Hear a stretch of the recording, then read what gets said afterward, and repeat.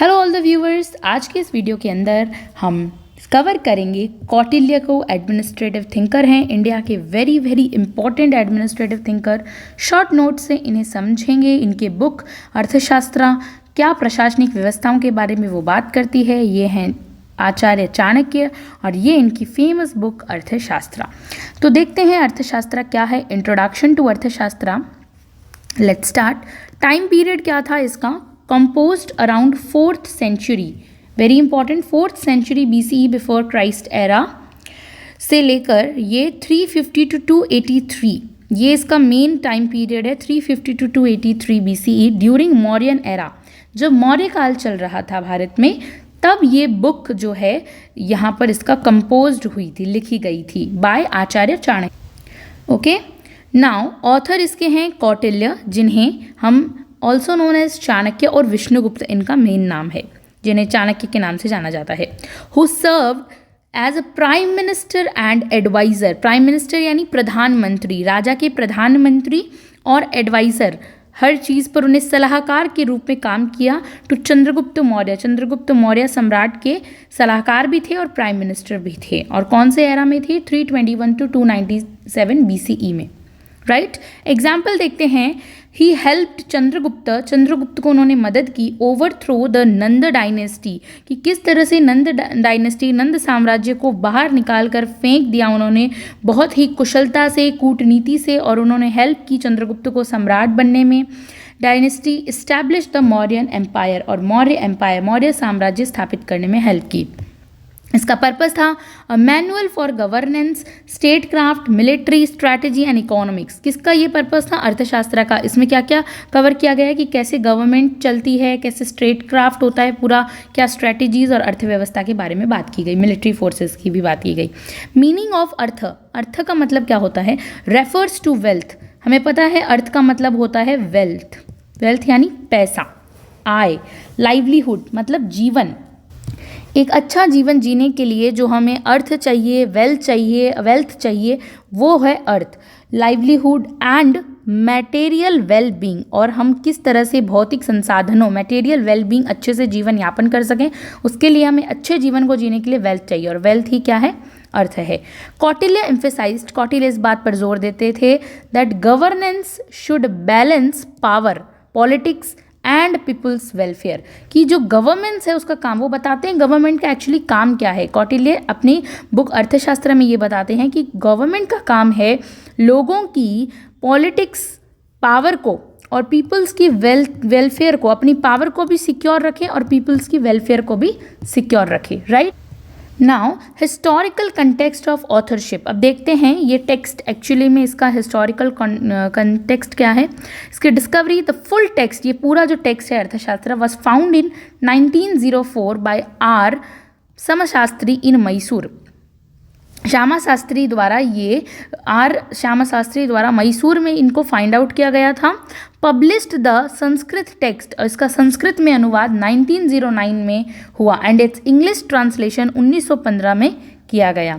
कौटिल्यज work was heavily debated, और इनके जो काम थे वो बहुत ज़्यादा वाद विवादास्पद थे for its authorship and timeline, कि वास्तव में ये पूरा बहुत एक डिबेटेड टाइप का मुद्दा था कि कहाँ से इनका वर्क आया है और क्या इनकी ऑथरशिप है भी, टाइमलाइन क्या है, ये सब बहुत हैवीली डिबेटेड था, विवादास्पद था। मोस्ट स्कॉलर्स, जितने भी रिसर्च स्कॉलर्स हैं, agree it was compiled between, लोग मानते हैं कि 300 BCE के बिटवीन में ही इसे कंपाइल्ड किया गया है, इकट्ठा किया गया, and it's 1st century CE। तो अभी हमने ऊपर टाइम देखा, वो अलग है, लेकिन लोग ऐसा मानते हैं, इसीलिए बहुत ही डिबेटिक फॉर्म है। फेमस ट्रांसलेशंस देखते हैं। जर्मन बाय जे मेयर, ये फेमस ट्रांसलेशन इंग्लिश में हुआ था, तो Russian and multiple Indian languages में हुआ था, और अलग अलग तरह से। फिर देखते हैं कोर आइडियाज़ इन अर्थशास्त्र। अर्थशास्त्र में मेन कोर आइडियाज़ क्या है, प्राइमरी गोल्स उसके क्या हैं, ठीक है, प्राथमिक उद्देश्य क्या है। एडमिनिस्ट्रेशन यानी प्रशासन, एंड प्रोटेक्शन, जो सुरक्षा है ऑफ द स्टेट, इसे कहा जाता है पालना। पालन यानी किसी चीज़ को पालन करना, तो किसी प्रशासन को और स्टेट की प्रोटेक्शन को करना वो पालन कहलाता है। और एक्सपेंशन एंड कंस्क्वेट्स ऑफ लाभ, लाभ यानी प्रॉफिट, ठीक है, एक्सपेंशन किसी चीज़ को एक्सपेंड करना, वो, और कॉन्क्वेस्ट करना लाभ कहलाता है। कोर फिलोसफी क्या है, इसके अंदर की फिलोसफी मतलब बहुत डीप फिलोसफी है। द रूलर्स हैप्पीनेस, जितनी भी राजा की खुशी है, depends on the welfare of his people, कि प्रजा की खुशी में राजा की खुशी निहित है। ये कोर फिलोसफी है अर्थशास्त्र की। यहाँ आचार्य चाणक्य कहते हैं कि राजा की खुशी कब होगी, जब उसकी प्रजा खुश रहेगी। बहुत अच्छी बात की गई है। कोट देखते हैं, एक कोट है, in the happiness of the subjects lies the happiness of the king. किसी भी तरीके के सब्जेक्ट की हैप्पीनेस, राजा को खुश रहना है क्योंकि उसके लोग खुश है। अगर example, a just and welfare driven king, एकदम लोगों के सोशल वेलफेयर लाने वाला राजा, will enjoy a stable and prosperous reign. मतलब अगर वो राजा जो सिर्फ और सिर्फ लोगों के वेलफेयर की बात करता है, उसकी जो साम्राज्य है वो बहुत समृद्ध होगा। स्टेबल मतलब एक दीर्घ काल तक चलेगा, लंबा चलेगा उसका राज्य। ड्यूटीज ऑफ एन एडमिनिस्ट्रेटर, अब बताते हैं कि प्रशासक की ड्यूटीज क्या क्या होती है। अर्थशास्त्र में लिखा गया है कि एक प्रशासक को कैसा होना चाहिए, उसकी ड्यूटीज कैसी होती है, एज एक्सप्लेन इन अर्थशास्त्र बाय कौटिल्य चाणक्य। पहला पॉइंट देखते हैं, नॉलेज ऑफ पब्लिक एडमिनिस्ट्रेशन। किसी भी राजा के या प्रशासक को नॉलेज होनी चाहिए पब्लिक एडमिनिस्ट्रेशन की, लोक प्रशासन की नॉलेज होना सबसे ज़रूरी है। एंड एडमिनिस्ट्रेटर, एक प्रशासक लाइक अ किंग और प्रिंस, कोई भी हो सकता है, राजकुमार भी हो सकता है और एक राजा भी हो सकता है, must be skilled in the science of public administration. उन्हें स्किल्ड होना चाहिए, उनकी स्किल्स बहुत अच्छी होनी चाहिए पब्लिक एडमिनिस्ट्रेशन की साइंस में, विज्ञान में। कौटिल्य स्ट्रेसेस, कौटिल्य यहाँ पर जोर देते हैं इस बात पर, that understanding these signs, understanding मतलब कि प्रशासन के विज्ञान को समझना is essential for good governance. अच्छी सुशासन सरकार के लिए ज़रूरी है कि वो प्रशासन को समझे। ठीक है, very important public administration. Importance of study, अब इस स्टडी का इंपॉर्टेंस देखते हैं। Key figures in the government, king, prince, minister, राजा हो, राजकुमार हो या मंत्री हो, कोई भी हो, शुड लर्न, उन्हें सीखना ज़रूरी है, from specialist in governance and sciences. कि स्पेशलिस्ट मतलब अच्छी तरीके से कैसे काम किया जाए सरकार के अंदर या फिर साइंस के अंदर, ये साइंस समझनी ज़रूरी है। हाई ऑफिशियल्स, जितने भी बड़े पदाधिकारी होते हैं, हाई ऑफिशियल्स जो होते हैं, लाइक प्रिस्ट जो पुजारी होता है और मिनिस्टर यानी मंत्री, must also be knowledgeable in government affair. ज़रूरी नहीं है कि सिर्फ मंत्री को या फिर राजा या राजकुमार को ये सब नॉलेज हो, नहीं, बड़े बड़े पुजारी होते हैं, मिनिस्टर्स, सबको एक गवर्नमेंट की अफेयर्स के, गवर्नमेंट में क्या चल रहा है उन सब चीज़ की नॉलेज होना बहुत ज़रूरी है। ठीक है, कंसिक्वेंसेस ऑफ इग्नोरेंस, अगर हम अज्ञान रहते हैं इन सब मामलों में कि हाँ सरकार के मामले तो राजा जाने राजकुमार जाने, ऐसा तो इसके बहुत दुष्प्रभाव भी देखने को मिल सकते हैं। कॉन्सिक्वेंसेस माने रिजल्ट ऑफ इग्नोरेंस, अज्ञानता का, इग्नोरेंस का क्या है। कौटिल्य वार्न्स बहुत चुनौती देते हैं दैट लीडर्स, अगर कोई बड़ा लीडर मतलब कि कोई राजा राजकुमार हु लैक प्रॉपर नॉलेज, अगर उसके पास नॉलेज नहीं है ऑफ गवर्नेंस, सरकार की सत्ता की समझ नहीं है, में हार्म देमसेल्फ, अपने आप को तो वो नुकसान पहुंचाएंगे ही, अपने आप को तो क्षति करेंगे ही, एंड द किंगडम, साथ में साम्राज्य को भी ले डूबेंगे, ड्यू टू पुअर एडमिनिस्ट्रेशन, क्योंकि उनके पास अच्छा नॉलेज नहीं है, और अच्छा नॉलेज नहीं है तो प्रशासन भी अच्छा नहीं है, एडमिनिस्ट्रेशन भी खराब है। तो अब देखते हैं सब्जेक्ट टू स्टडी क्या की गई है अर्थशास्त्र के अंदर। अर्थ के बारे में बात की गई है, इकोनॉमिक्स, वेरी इंपॉर्टेंट। इकोनॉमी यानी पैसे के बारे में, टू मैनेज रिसोर्सेज, और नॉट ओनली पैसे के बारे में, संसाधन का कैसे अच्छी तरीके से उपयोग किया जाए, सबको कैसे बांटा जाए संसाधन, और फाइनेंसेस इफिशिएंटली, प्रभावी रूप से, ये स्टडी की गई है अर्थशास्त्र में। दंड नीति के बारे में बात की गई है। साइंस ऑफ गवर्नमेंट की दंड नीति क्या होती है, to understand rules and policies, एक बुक है जिसके अंदर हर तरह से रूल रेगुलेशन की बुक है, साइंस ऑफ गवर्नमेंट है वो सरकार की, उसमें बताया गया है कि कैसे रूल्स समझने, पॉलिसीज समझनी है सरकार की। अब एक देखते हैं क्वालिटीज़ ऑफ अ लीडर, एक लीडर की क्या क्या क्वालिटी है according to Chanakya Vishnugupta. The prince, एक राजा या राजकुमार विद गुड क्वालिटीज़, अच्छी क्वालिटीज़ के साथ एक राजा या राजकुमार can become the commander in chief of heir apparent, मतलब वह जो है अपने पूरे उत्तरदायित्व जो उसके पास है उसमें बहुत अच्छा चीफ कमांडर बन सकता है, अच्छी क्वालिटी वाला राजकुमार, युवराज बन सकता है। क्राउन प्रिंस रोल, अब क्राउन प्रिंस रोल मतलब क्या रोल है, तो स्कॉलर्स बिलीव, बड़े बड़े जो विद है, शिक्षाविद मानते हैं, the crown Prince play a key role, जो क्राउन यानी जिसके सर पर ताज है, वैसा राजकुमार जो युवराज है plays a key role in advising the king. और एक अच्छा राजकुमार अपने किंग को, अपने राजा को एडवाइस कर सकता है as a part of the inner cabinet, और कैबिनेट का काम करता है। इनर कैबिनेट यानी क्योंकि वो तो राजा के घर का ही सदस्य है, तो इनर कैबिनेट का काम करेगा। अच्छा, क्राउन प्रिंस रोल जो युवराज है। पावर एंड रिस्पॉन्सिबिलिटी देखते हैं, तो power must be distributed, power जितनी भी है वो डिस्ट्रीब्यूट की गई है multiple people to ensure smooth governance. सारी पावर एक ही हाथों में नहीं है, मल्टीपल लोगों को वो पावर दी गई है, जिससे क्या फ़ायदा होगा, स्मूथ एकदम स्लाइटली अच्छी सी गवर्नेंस सरकार चलेगी। वन पर्सन अलोन, अगर अकेला एक पर्सन है, नो मैटर हाउ कैपेबल, कितना भी सक्षम क्यों ना हो, अगर अकेला एक इंसान है वो कितना भी सक्षम क्यों ना हो, can not run a state effectively, प्रभावपूर्ण ढंग से किसी राज्य को नहीं चला सकता अकेला व्यक्ति। Team work is essential, team work यानी संगठन में काम करना बहुत ज़्यादा ज़रूरी है। द सप्तांग थ्योरी की बात होती है, सप्तांग थ्योरी यानी स्टेट की वेरी इंपॉर्टेंट थ्योरी जो कौटिल्य ने दी थी। स्टेट नीड्स 7 इसेंशियल, सप्तांग यानी 7, ठीक है, 7 इसेंशियल एलिमेंट तत्व चाहिए फॉर इफेक्टिव, प्रभावी गवर्नेंस के लिए, अच्छी सरकार चलाने के लिए। डिटेल्ड इन अर्थशास्त्र में दिया हुआ है। A famous quote emphasises team work, संगठन को दिखाने का एक बहुत ही इंपॉर्टेंट कोट है। One wheel alone does not move the cart, किसी भी चरखे को चलाने के लिए, किसी भी तरीके की गाड़ी को चलाने के लिए एक पहिया नहीं चाहिए, साथ में 4 पहिया चाहिए, तभी एक चरखा गाड़ी या फिर 4 पहिया गाड़ी अच्छे से चलेगी। तो एग्जाम्पल है ये एक बहुत अच्छा। अब देखते हैं सप्तांग थ्योरी। द 7 ऑर्गन, 7 अंग of the state, Saptanga theory. Kautilya described 7 essential, अत्यंत महत्वपूर्ण एलिमेंट तत्व हैं स्टेट के। स्वामी, स्वामी यानी द रूलर, जो किंग है, राजा है, तो उसका रोल क्या है, सेंट्रल फिगर होता है, वो एकदम सेंटर में रहता है स्वामी, very important.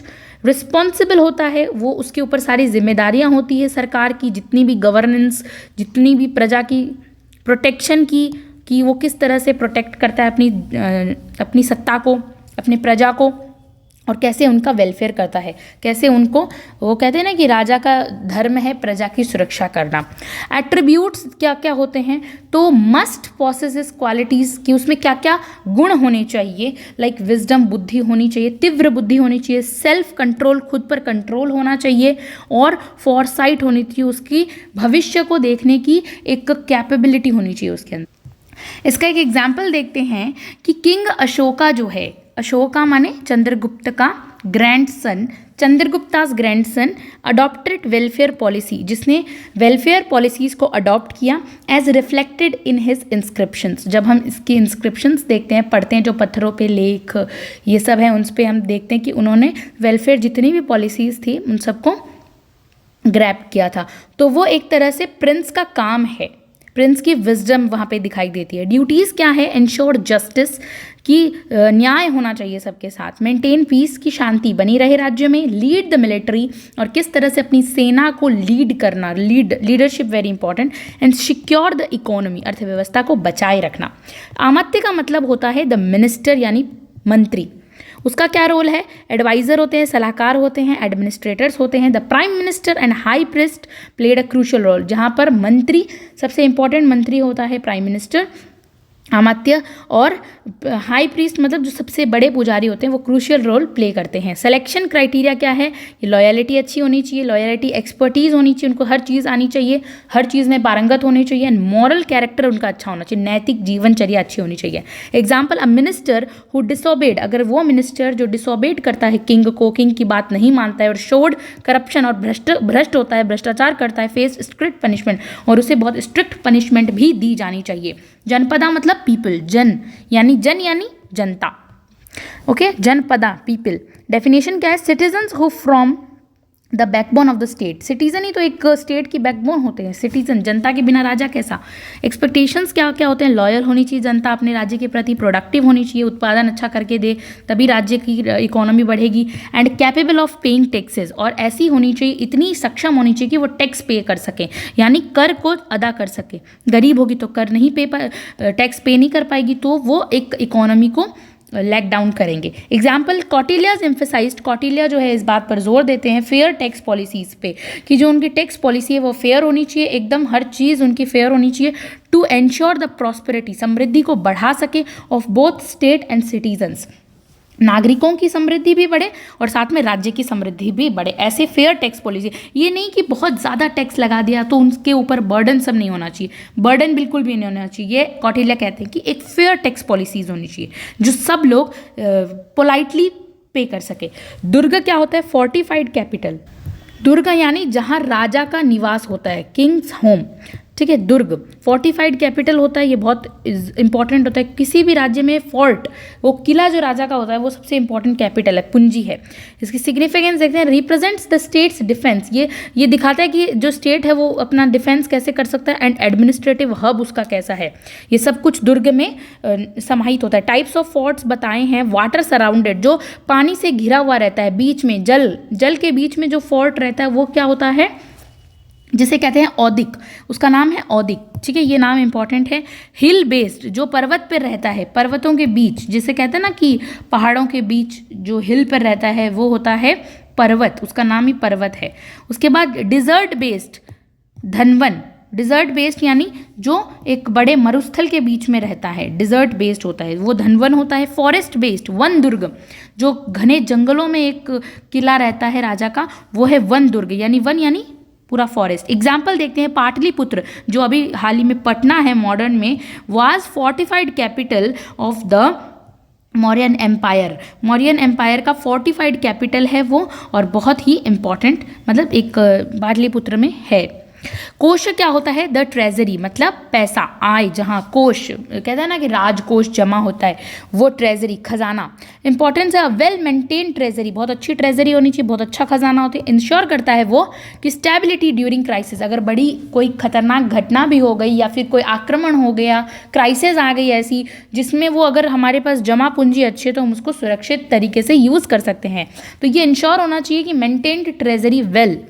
Revenue resources, revenue sources मतलब जो कर जो होते हैं, रेवेन्यू माने रेवेन्यू ऑफिसर्स जो हम देखते हैं टैक्सेस वाले काम करने वाले, 1/6 प्रोड्यूस्ड, कि 1/6, अगर किसी ने किसी चीज़ का प्रोड्यूस किया तो उसको 1/6 उसका कर अदा करना पड़ेगा, और ये एक fixed amount of tax, fines and trade profits के हिसाब से। एथिकल कलेक्शन, कलेक्शन क्या होता है कि एक अच्छे मॉरल रूप में कलेक्ट करना चाहिए, ना कि बहुत ऑप्रेसिव हो जाना चाहिए, उसके ऊपर बहुत बर्डन नहीं देना है। कौटिल्य कहते हैं डिस्करेज्ड ऑप्रेसिव, वो इस बात को साफ नकारते हैं कि खतरनाक तरीके से टैक्स को आपको कलेक्ट नहीं करना है, आपको एकदम जैसे हो एथिकल वे में नॉर्मल टैक्स कलेक्ट करना है।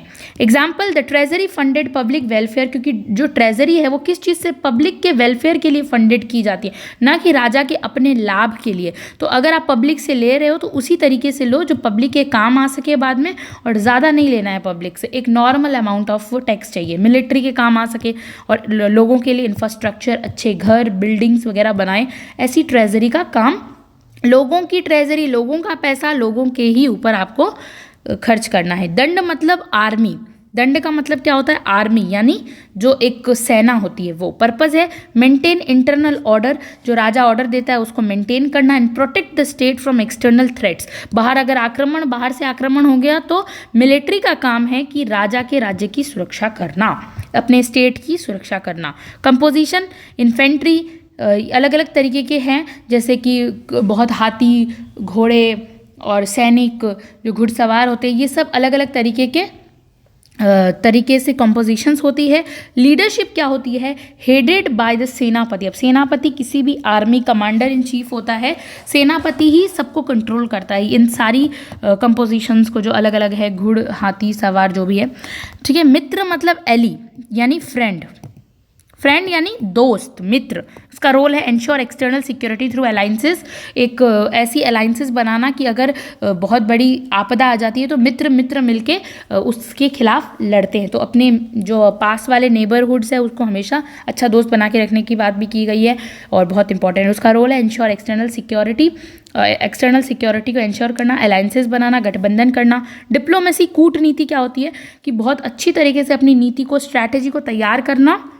एलाइज मतलब गठबंधन वर चूजन बेस्ड ऑन लॉयलिटी, वफादार होना चाहिए, ऐसा नहीं कि आपदा आ गई और मित्र ने धोखा दे दिया, फिर वो एली किसी काम का नहीं रहता, फ्रेंड नहीं रहता है, ठीक है। लॉयलिटी, वफादार होना चाहिए, म्यूचुअल बेनिफिट्स पर बनाए जाने चाहिए एलाइज, ठीक है। फिर हम बात करें, एग्जाम्पल देखते हैं, चंद्रगुप्ताज अलायंस विद सेल्यूकस, जो हम देखते हैं कि सेल्यूकस निकेटर था, उन्होंने चंद्रगुप्त ने उनसे मित्रता की थी। सक्सेसर्स ऑफ अलेक्जेंडर थे वो the great, Alexander the great के सक्सेसर थे, उत्तराधिकारी थे सेल्यूकस। और इंश्योर्ड पीस एंड ट्रेड, और उन्होंने उनकी बेटी से भी शादी की थी चंद्रगुप्ता ने, हेलेना से। Very important. तो इसीलिए कुछ कुछ शादियां भी इसलिए की जाती है कि एक राजनीतिक गठबंधन होते हैं वो। प्रिंसिपल्स ऑफ पब्लिक एडमिनिस्ट्रेशन हम देखते हैं कि पब्लिक एडमिनिस्ट्रेशन के प्रिंसिपल्स क्या क्या हैं इसमें।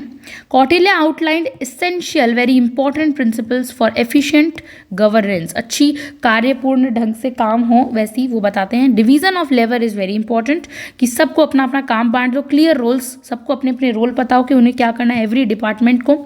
एग्जाम्पल, सेपरेट सुप्रिटेंडेंट्स, हर चीज़ के लिए एक अधिकारी होना चाहिए, लाइक एग्रीकल्चर कृषि का एक अधिकारी हो, माइंस जो खदानें हैं उनका एक अधिकारी हो, कॉमर्स का अलग हो, व्यापार वाणिज्य सबका एक अलग अलग सुप्रिटेंडेंट हो जो उन्हें सुपरवाइज करे। कोऑर्डिनेशन क्या होता है, सब में समन्वय बिठा के काम करना। Minister worked under the Kings supervision, अब मिनिस्टर को किन के अंडर काम करना है, जितने भी मिनिस्टर हैं वो राजा के आदेशों का पालन करेंगे। फिर एस्पिनॉज मतलब spies monitored officials and reported directly to the king, ऐसे कुछ वो कहते हैं ना स्पाई कैमरा लगा देना, या फिर वो गुप्तचर जो बैठाए जाते हैं, गुप्तचर। एस्पिनॉज वेरी इंपॉर्टेंट, उस समय बहुत गुप्तचरी चली थी जो चाणक्य के टाइम, क्योंकि बहुत षड्यंत्र रचे जाते थे। तो उसमें बताएं कि मॉनिटर्ड करे ऑफिशियल्स और डायरेक्ट रिपोर्ट करे किंग को। कोई मिनिस्टर्स, क्योंकि मिनिस्टर्स भी तो बहुत सारे ऐसे हैं कि राजा के खिलाफ बगावत कर सकते हैं, तो वो राजा अपने पर्सनल गुप्तचर रखता था। एग्जाम्पल, सीक्रेट एजेंट्स होते हैं, गैदर्ड इंटेलिजेंस, वो जितनी भी जानकारी, खुफिया जानकारी लेकर अबाउट एनिमी, दुश्मनों के बारे में। स्टेट्स और करप्ट ऑफिशियल, जो स्टेट के लिए या फिर राज्य राजा के लिए भ्रष्ट कर रहा है, रूप से आचरण कर रहा है, वो सीधा डायरेक्ट राजा को बताते थे। अकाउंटेबिलिटी, जवाबदेही, very important. Officials were punished, जितने भी बड़े अधिकारी उनको पनिश किया जाता था अगर वो भ्रष्टाचार करते थे और इनफिशिएंसी दिखाते थे, कार्य में अक्षमता दिखाते थे। कोर्ट है, जस्ट पनिशमेंट इंस्पायर्स लॉयलिटी, और तुरंत पनिशमेंट दो, इससे क्या होगा, वफादारी बढ़ेगी। एंड डिस्करेजेस टर्केरी, इसका मतलब टिचेरी होती है एक बहुत अच्छी। लॉयलिटी का कंसेप्ट यहाँ पे दिया गया है कि पनिशमेंट देना ज़रूरी है, इससे वो डर के रहेंगे सब लोग, ठीक है। पर्सनल मैनेजमेंट, कार्मिक प्रशासन को मजबूत करना, कार्मिकों को प्रबंध अच्छे से करना, रिक्रूटमेंट करना, भर्ती करना बेस्ड ऑन मेरिट, अच्छे लोग आने चाहिए, अच्छे सेना में अच्छे लोग भर्ती होने चाहिए, उनकी स्किल्स देखनी चाहिए। और वफादारी, उस टाइम वफादारी का बहुत ज़्यादा कॉन्सेप्ट था कि कोई भी राजा के लिए अच्छा वफादार होना चाहिए, बस फिर वो उसको ले लेते थे भर्ती में। ट्रेनिंग होनी चाहिए, प्रिंस वर ट्रेंड, और प्रिंसेस जितने भी होते हैं राजकुमारों को अच्छे से ट्रेन किया जाए कि अच्छे से, मतलब हर चीज़ में, एडमिनिस्ट्रेशन में, मिलिट्री में, टैक्टिक्स में, डिप्लोमेसी में, हर चीज़ में उनको अच्छे से कूटनीतिज्ञ बनाया जाए, हर चीज़ अच्छे से सिखाई जाए, ठीक है। गुरुकुल भेजा जाता था, administration and military tactics. Motivation क्या है, सैलरीज, प्रमोशंस बढ़ाओ, इन्हें मोटिवेशन करो अच्छे से, वो कहते हैं ना स्वर्ण मुद्राएं दो, उस टाइम दी जाती थी, रिवॉर्ड्स दिए जाते थे, इनकरेज लॉयलिटी, कि इनकी वफादारी बनी रहे।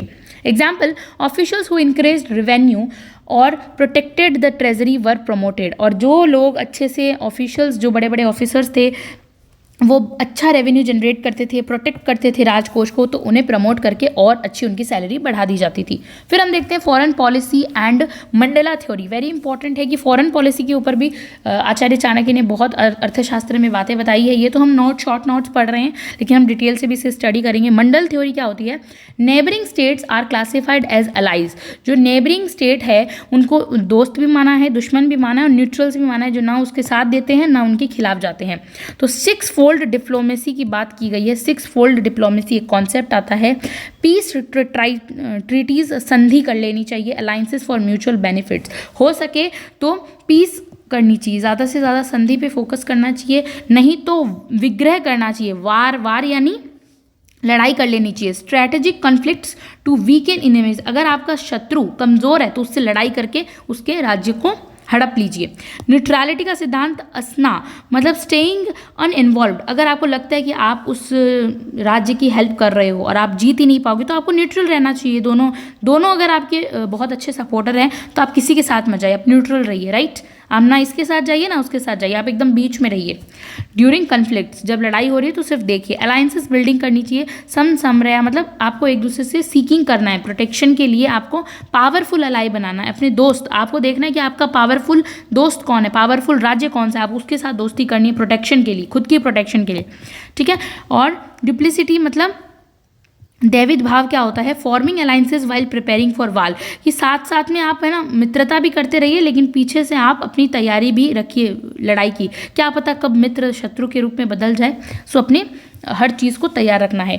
फिर कॉन्टेक्स्ट यानान देखते हैं। कॉन्क्वेस्ट क्या होता है, डायरेक्ट मिलिट्री एक्शन लेना चाहिए, तुरंत लड़ाई करनी चाहिए, डायरेक्टली मिलिट्री को वहाँ पे अप्रोच करना चाहिए। Example, Chandragupta use diplomacy to secure alliances, Chandragupta ने बहुत सारी इस तरह की अलायंसेस बनाए थे, बहुत सारी दोस्तियाँ की थी बिफोर, बहुत मित्रताएं की थी अलग अलग राज्यों से, before defeating the Nanda dynasty, और धीरे धीरे स्टार्टिंग से बिना किसी को बताए एकदम सीक्रेट होकर बहुत से ऐसे गुट बनाए थे, ठीक है। उसके बाद अचानक से एक दिन नंद डायनेस्टी को उस पर आक्रमण किया, और सारे टैक्टिक्स किसने सिखाए थे, चंद्रगुप्त को आचार्य चाणक्य ने सिखाई थी। एथिक्स एंड गवर्नेंस की बात करते हैं कि मॉरल वैल्यूज़ होनी चाहिए शासन में। Pragmatism, ethics and politics were separate, ये बताया गया कि जैसे मैकियावेली क्यों कहा जाता है आचार्य चाणक्य को इंडियन मैकियावेली, इसलिए कहा जाता है कि वो पॉलिटिक्स और रिलीजन को या एथिक्स को अलग मानते हैं कि हाँ अलग होना चाहिए। Pragmatic actions were justified for state, वो कहते हैं कि अगर हमें जीतना है, अगर हमें भाग लेना है और हमें वास्तव में जीत हासिल करनी है तो हमें थोड़े से टैक्टिक्स आनी चाहिए, थोड़ी कूटनीति चाहिए। Pragmatism, ethics and politics, politics को आप एथिक्स के साथ अगर रखोगे तो आप कभी भी अच्छे तरीके से पॉलिटिक्स नहीं खेल पाओगे। Pragmatic actions were justified for state security, ज़रूरी है ऐसी चालाकियाँ रखना जिससे आप जीत सको, जस्टिफाइड है स्टेट के लिए। वो कहते हैं ना everything is fair in love और इन गेम, वैसे ही है कि स्टेट की सिक्योरिटी के लिए आप कुछ भी करो, स्टेट की सिक्योरिटी होनी चाहिए, उसके लिए आपको चालबाजी चलनी पड़े चले, आप बहुत ही अच्छे तरीके से कूटनीतिज्ञ बनिए। कोट है, the end justify the means when the state is at all stake, जो एंड मतलब क्या होता है, लास्ट का फेज जो है वो जस्टिफाई हो जाता है अगर आपका स्टेट जो है वो सिक्योर होता है, ठीक है। पब्लिक वेलफेयर की बात करते हैं। Policies focused on citizens welfare, Chanakya ने ये जरूर कहा है कि राजा का काम है सिटीजन्स के सुरक्षा करना, सिटीजन्स के वेलफेयर को इग्नोर नहीं करना चाहिए उसे कितनी भी तरीके से प्रैग्मेटिज्म टाइप्स पॉलिसीज अपनानी है, लेकिन एट लास्ट उसका फोकस किस पे रहना चाहिए, सिटीजन्स के वेलफेयर पे। एग्जाम्पल देखते हैं, मेंटेनेंस अलाउंसेस, जितने भी अलाउंसेस है जो है फॉर विडोज़ को, विधवाओं को अच्छा देना, और ऑर्फन्स जितने अनाथ हैं उनको देखभाल करना, एल्डरली वृद्धों की रक्षा करना, ये सब राज्य का ही काम है मेंटेनेंस करनी। की कॉन्ट्रीब्यूशंस एंड मॉडर्न रेलेवेंस, आज की मॉडर्न आधुनिक समाज में इसकी क्या रेलेवेंस है अर्थशास्त्र की, बहुत इंपॉर्टेंट। करप्शन कंट्रोल पे हमें ये बहुत अच्छी देता है कि कैसे भ्रष्टाचार को कंट्रोल किया जाए। डिटेल्ड मेथड्स है टू आइडेंटिफाई एम्बेल्समेंट रिमेन रेलेवेंट, आज भी हम देख सकते हैं कि बहुत इंपॉर्टेंटली करप्शन कंट्रोल से हम मुक्ति पा सकते हैं। अबाउट मेरिटोक्रेसी का सिस्टम उस टाइम भी था कि सिलेक्शन अगर करना है तो स्किल लॉयलिटी देख के कीजिए, वफादार होना चाहिए, बेस्ड ऑन स्किल्स पे, मेरिट बेस्ड पे मेरिटोक्रेसी देखने को मिलती है। Decentralised government, local officers ensured smooth functioning, मैंने कहा था ना कि कोई भी पावर एक इंसान के अंदर नहीं है, उसको डेलीगेट किया गया है, ठीक है। तो डिसेंट्रलाइज्ड डेलीगेशन इज इंपॉर्टेंट, ये हमें देखने को मिलता है। ग्रास रूट लेवल पर अपना अलग शासन चल रहा है, छोटे छोटे गुट में बना दिए गए हैं कि सुपरवाइजर सुपरिटेंडेंट बना दिए हर एक फेज में। क्रिटिसिज्म ऑफ अर्थशास्त्र भी हर चीज़ का क्रिटिसिज्म है। Monarchy, critic argue its emphasise on absolute monarchy is outdated, आज के समय में तो मोनार्की देखने को नहीं मिलती, एक राजा का शासन है नहीं, इन मॉडर्न डेमोक्रेसीज है आज के युग में, लेकिन फिर भी हम कुछ इंपॉर्टेंट पॉइंट्स इससे ले सकते हैं। रूथलेसनेस होती थी उस टाइम, द यूज़ ऑफ जैसे कि स्पाइस नहीं लगा सकते, and deceptions is seen morally questionable, कि आज हम स्पाई कैमराज वगैरह वो है कि हर जगह नहीं लगा सकते, ये मॉरली भी बहुत ज़्यादा क्वेश्चनेबल है, इसके ऊपर प्रश्न चिन्ह खड़े हो सकते हैं कि ये क्या सही है, ये सब चीज़ें।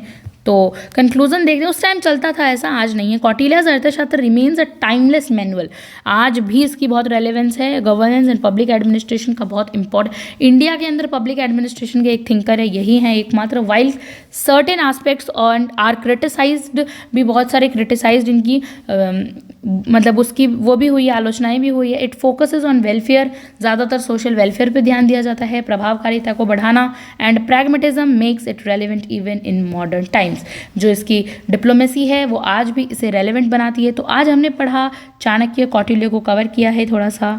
Thank you so much for watching this video.